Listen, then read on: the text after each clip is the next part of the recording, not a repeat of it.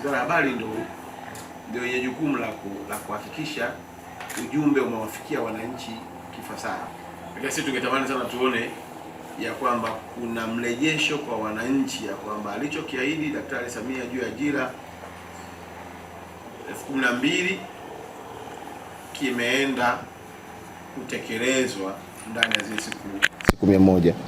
Na nakumbuka siku ile waziri wetu wa utumishi alitoa ahadi ya kwamba usaili utafanyika kwenye kila mkoa.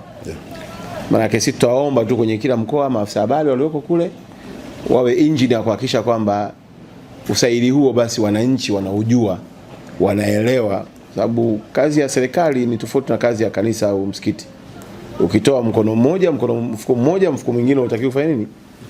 Lakini huku ni all about promises. Kwa sababu ukipromise kitu, ukifulfill basi watu waone utekelezaji wako.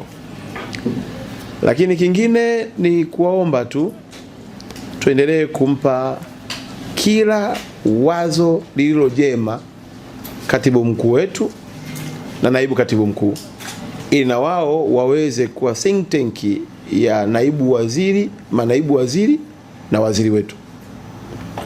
Tusifungwe kwenye cheo kwamba mimi ni mkurugenzi wa michezo, au mimi ni mkurugenzi wa habari, au mimi ni wa utamaduni. Bado haiondoi uhalali wa wewe kutokufikiri nje ya boksi. Kwa hiyo ningetamani management yetu hii chini ya katibu mkuu wetu iendelee kwa think tank inayokata cross all sector ambazo ziko ndani ya wizara yetu ya habari, utamaduni, sanaa na michezo. Itakuwa na afya sana kwa sababu kila mwenye wazo akilisema linaongeza thamani, linaboresha, na mwisho siku huduma inakuwa ni njema kwa watu. Kwa hiyo ndaomba, najua ndugu yetu katibu mkuu wetu pamoja na kaka yetu hapa ni watu ambao wako friendly kabisa, na ndio maana hata mnaona transformation nyingi ambazo wanazifanya ziko based kwenye kuongeza morali na motisha katika utumishi. Basi sisi tuwape heshima ya kuwapa mawazo mapya. Yani kuna wakati mwingine sio dhambi kuwaza kama katibu mkuu. Unajua kuna wakati mwingine watu wanakuwa mimi sasa hapa nikisema hivi ataona kama nawaza cheo chake.